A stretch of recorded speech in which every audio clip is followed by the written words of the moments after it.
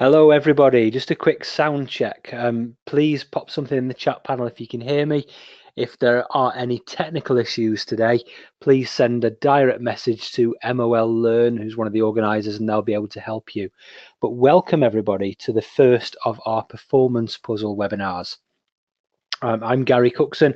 I'll explain a little bit more about me and what we're going to cover today and how this links to the remainder of the 11 sessions that we're doing. But welcome to everybody today, and welcome to any latecomers as well. We're going to do a few things today, but a bit more about me. If you ever stalk me on social media, you see these things about me. You'll see that I've been a senior HR professional in lots of different sectors in different organizations. You'll see some of the work that I do for people like the CIPD, MOL, and other providers as well. You'll see that I write and speak about various different things, and you'll see that I have a young and growing family too. My wife is currently pregnant and expecting my fourth child. She's currently on mat leave and we're not due for another 2 weeks, but fingers crossed we'll get through the next half an hour without anything untoward happening. So a little bit about MOL. If you've not come across MOL before, we're part of the LTE group. And we have a number of different companies within the LTE group who all do slightly different things. Most people's interaction with MOL will be through CIPD qualifications and delivering those and studying those. And we have a live online course, which is 100% online, and a classroom choice course, which allows people the flexibility and to suit their particular learning styles. And we deliver CIPD and other professional qualifications as well. MOL is part of the LTE group. We have a number of different companies who are part of that group, all delivering slightly different things. And if you want to know any more about those, then feel free to investigate them. But today we're here to do the first of the performance puzzle webinars, and my content is going to last about 20 minutes.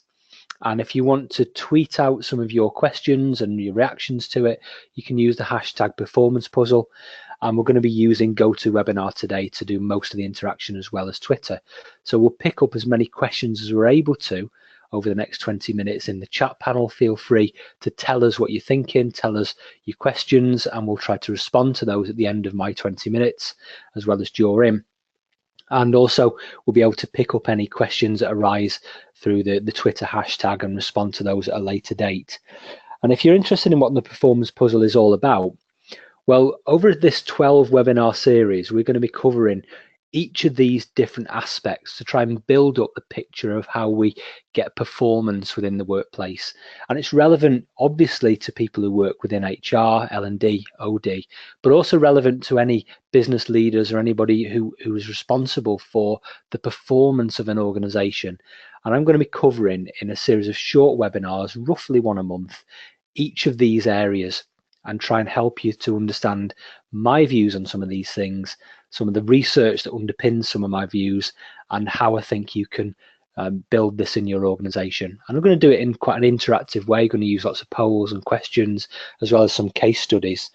And so today we're going to be looking at work-life balance, and today's the first one. And the kinds of things we're going to be covering today, 3 main objectives. I'm going to try and understand the importance of work-life balance and the flexibility that people want in organizations and why people think it's important, but also understand some of the research that underpins this, and look also at what the links are between getting that balance for individuals and getting the flexibility and increasing performance in organizations. So those are the things that we want to do. And the first question to you, really, and feel free to pop your views on this in chat and we can pick on some of those, is what do you think work-life balance actually is? Because I think it's got slightly different definitions, and I'm probably thinking that you've got your own individual definition, and it'd be interesting to see that coming through in chat, and we can respond to some of those, and feel free to use the Twitter hashtag. But I'm wondering whether there is a common definition, and I think that there probably isn't a one-size-fits-all approach. So if there isn't, how can we advise organizations how to do it better if everybody's different? Now, a recent poll that was run by HR magazine showed that 75% of parents feel that their employers are putting them under too much pressure. 75% is quite a big percentage. Now, I know firsthand that juggling lots of different commitments can be a really difficult thing. So I think surely there is another way. And the CIPD did a survey last year into the effect of commuting on productivity, and it showed that those people who are able to work flexibly suffer less stress, they have a better work-life balance, they have greater job satisfaction, and they spend less time commuting. And that report also said that 54% of employees work flexibly in one form or another, and it pointed that there is lots of significant evidence that links flexible working with better productivity and overall employee engagement.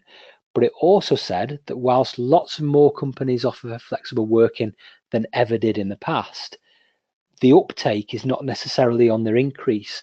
And that means that there are probably some cultural barriers to making it work in organizations, some mindset barriers as well in organizations. So to help us understand this, I've got a poll for us to work on. And the first poll should start to display for you. And the question for this is whether you personally, as an individual, would be more productive at work if you had increased flexibility from your organization. So MOL should be displaying the poll for you now, and you should be able to click yes or no to the answer. And feel free to add to your answers in the chat panel too. If you want to expand on your answers, if you want to share some examples, feel free to do that and pop those in the chat panel. So the poll is open. So over the next minute, hopefully you'll be able to answer one of those questions. So the question is, would you be more productive at work if you had increased flexibility from your organization? Quick answer, yes or no. And I think what I'm looking for in terms of follow-up, and either use chat or use the Twitter hashtag for this, is why. I'm expecting that most people would say yes to this one. I'm expecting the vast majority of people to say yes, they'd be more productive. And it'd be interesting to see the results if MOL are able to share these. And you can see there straight away that almost everybody is saying yes. And that was what we were expecting. But why? Tell us in chat. Why would you be more productive? And what's stopping that from happening now? And I wonder, perhaps, is your response quite individual in nature? Is that something that it applies to you or applies to everybody else in your organization? And this is about whether work-life balance is highly individual to people, and might mean that we need to make a bit more about the business case for flexible working. If you understand it, but you're not able to share that understanding with somebody else because they think it's something different, it's very difficult to make that business case. And there's lots of surveys you can have a look at. So we mentioned the CIPD one. Hayes have done a recent survey. HR Director magazine have done one. We could go back a few years to the McLeod report, the Dame Carol Black report, and more as well. And we generally tend to accept that work-life balance is a good thing. But why aren't more organizations helping us to do that?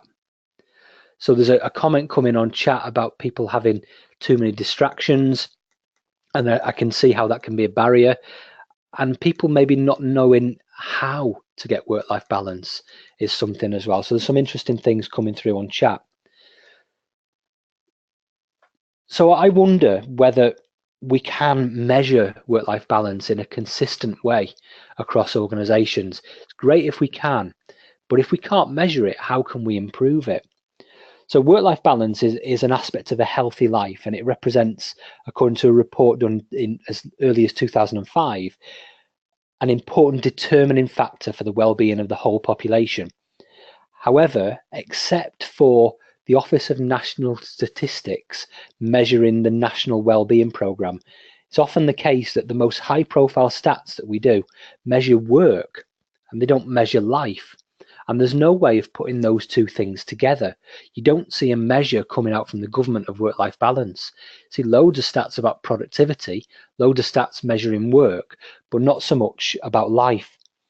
And a recent report called It's Time We All Work Happy surveyed 24,000 employees across 8 countries to try and reveal how appreciated they felt and what their work-life balance was. And this report showed that 12% of respondents between the age of 35 and 55 struggle with work-life balance. And I know that I've certainly struggled in the past 10 years or so with my work-life balance. And I think it's okay at the moment, but there are times when I do struggle. And I think feelings of being undervalued at work peak in that age group as well. So 25% of people aged 35 to 55 felt undervalued. 34% found that their job was quite stressful. And I'm not suggesting for 1 minute that work-life balance is only an issue between the ages of 35 to 55, but that age group do represent the majority of the UK workforce. And it's at that age that the various factors tend to combine in life to make things more complicated. Parenthood, elder care, peak mortgage debt, marriage and divorce, and for some people, decline in health. So work-life balance is important. And if we can get our organizations working really flexibly, it's bound to help. And employees with more flexibility and choice over when and where they work tend to be at least 13% more efficient than those that work exclusively in the office. And when employees can clock in at their leisure, they can tap into what I call a state of flow and work better for them. So I've got a second poll to share with you now. And the question for this is about what gets in the way. So MOL will share this poll for you in a second. What gets in the way of organizations being really flexible? And in this, you should be able to select more than one answer. But if you're not, then just select the one that you feel is the biggest barrier at the moment. And tell us more in chat as well. So on the previous slide, we've tapped into a little bit of research, but that probably didn't tell you anything you didn't already know. So it'd be interesting to see what you think is stopping us being more flexible and tapping into work-life balance for people. So you've got 3 answers there about culture, technology, and managers, but it might be there's something else. And if you want to tap into that, then tell us in chat as well. So I'll give you a minute just to answer some of those questions. And I can see a couple of questions coming through in chat already. Some good examples coming through from people about how fortunate they might be to work in organizations and particular organizations having a better approach to work-life balance, and that can really be helpful.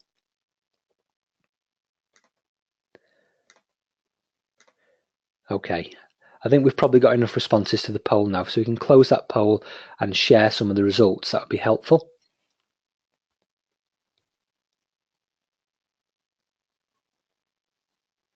So I'm just looking for the poll results. There we go. So again, quite a good mix of poll results there.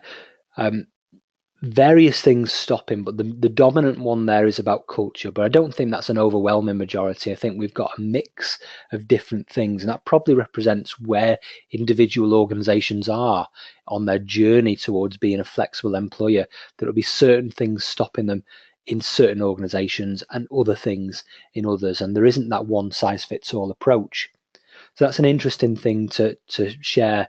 And if you've got particular things in your organization that have worked, and I can see some in chat already, that have helped you and your organization to get around the particular barriers, then feel free to share those in chat, because it'll be helpful for other people to see those, and we'll try and respond to some of those a bit later on. So I often talk a lot about flexibility and work-life balance, and I try and describe something that I call the perfect day. And I think from my experience, there's a few things that I'd share around what a perfect day is. I think there is something that approximates a perfect day for everybody, but it's a rare thing. And too often we don't make efforts to create it because we're too busy to realize what we need, and even worse, to do something about it.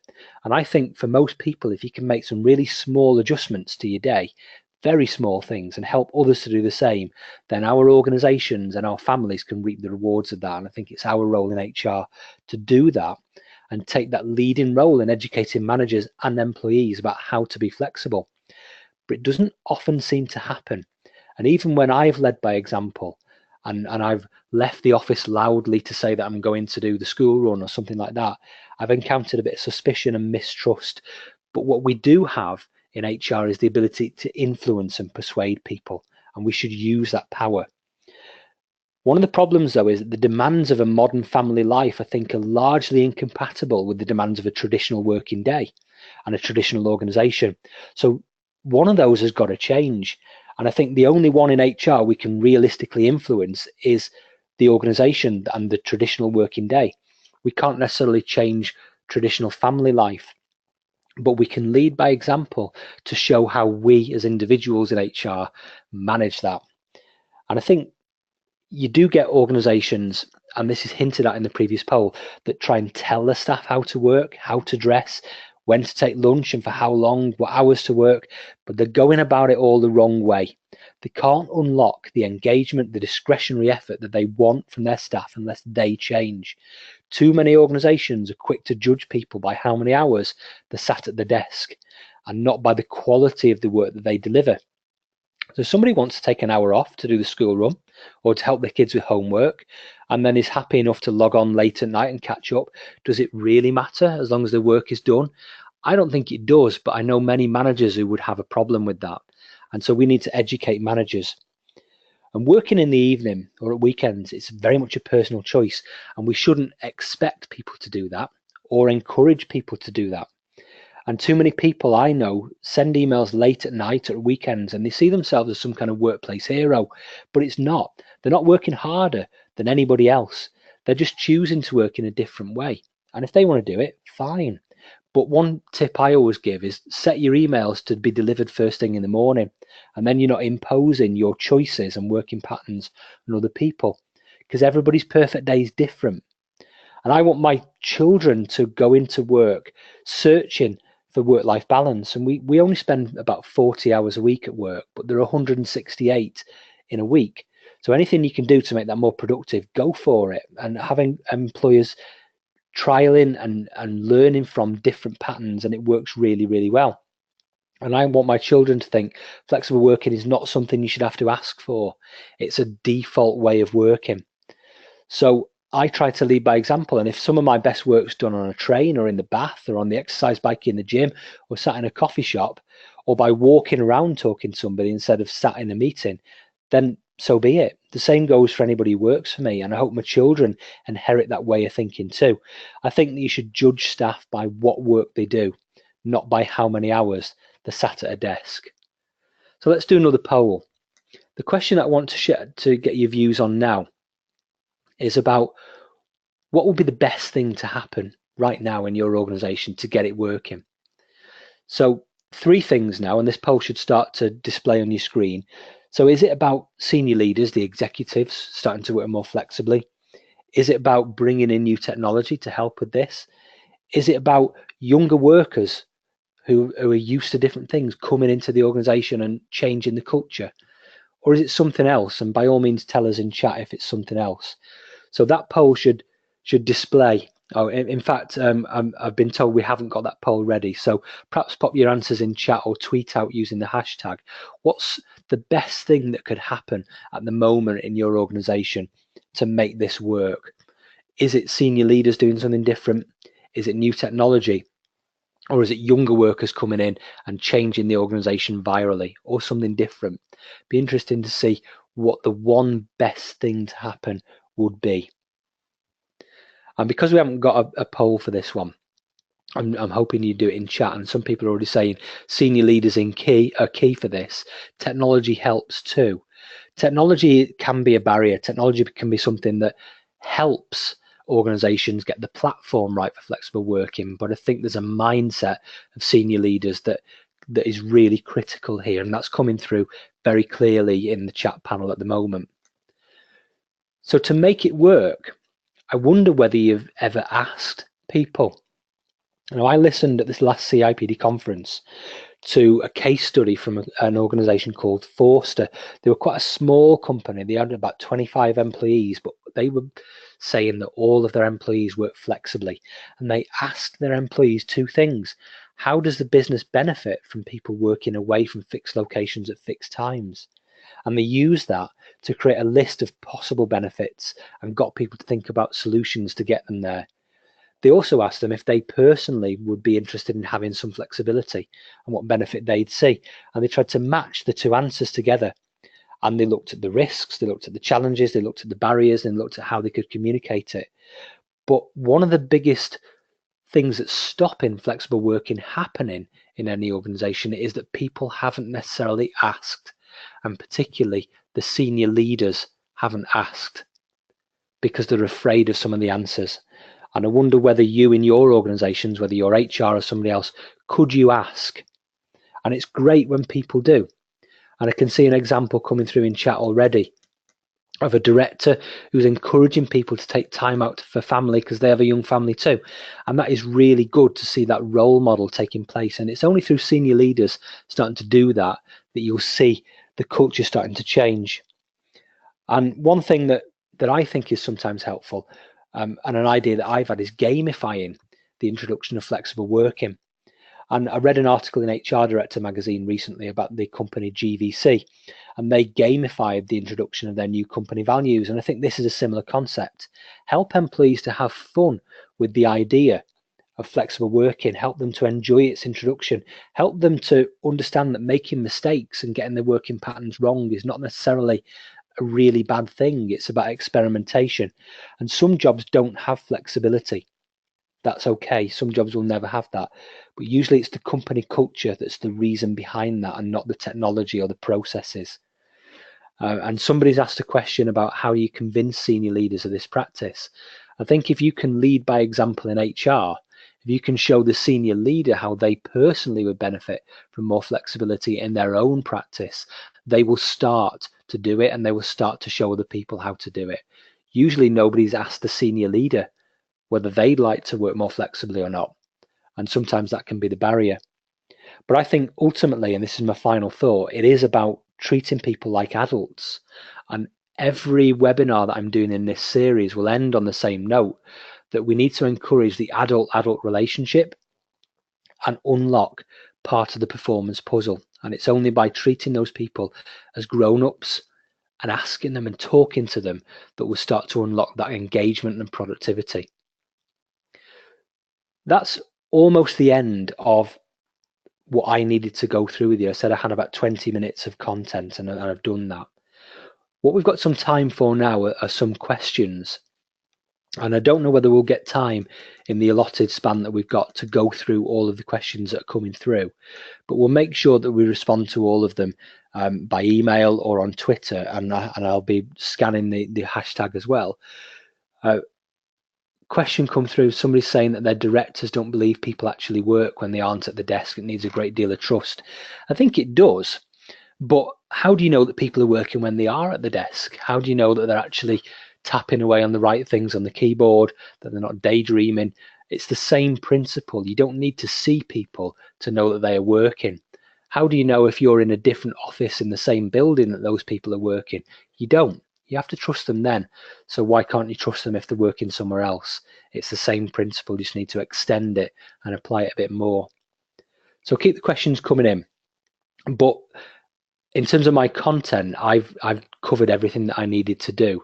So what I've tried to explain is some of the things that might be stopping organizations from doing flexible working, but also explore some of the reasons why you might want to do it, some of the research that's behind it, and also help you to understand some of the things that you can do. And it's usually around convincing senior leaders. And somebody's telling me in chat, trial things. Yeah, it's great. Get managers to emphasize that balance, and it's really good. But opening the discussion, letting people trial things and not castigating them for getting things wrong can really help. So I'd really encourage you to do that. And we in HR are in a perfect position to do that. We're the ones who can lead by example. We're the ones who can help people to trial things, coach them through it, counsel them through it, and help them to realize the benefits. And somebody's asking about sources of research. Yeah, there are lots, and there's a few that I've mentioned today. So for example, I've talked about a recent article in HR magazine. I've talked about a 2016 CIPD survey, which would be a good one for you to look at. I've talked about research done by Hayes. I've talked about research done by a number of different organizations. So there's quite a lot, and it wouldn't take a great deal of Googling to find lots of evidence to make the case for flexible working. But the point I would make is that it's usually down to individuals to figure out what their individual case is and to show the benefits. And if you can do that individual by individual, you change the culture one person at a time, one conversation at a time. So I would do that. So I'm almost finished. I hope this has been useful, and I hope that you're able to join us for some of the other sessions in the Performance Puzzle webinar series, by all means talk to me offline. By all means talk to MOL offline. But we've finished for today. So if you wanted to log off, feel free to do that. If you want to stick around and talk to me and talk to some of the other panelists, we can answer some of your individual questions. We'll be around for another 10-15 minutes. But if you want to log off, feel free to do so, and I hope to see you at the next one next month. Thank you very much.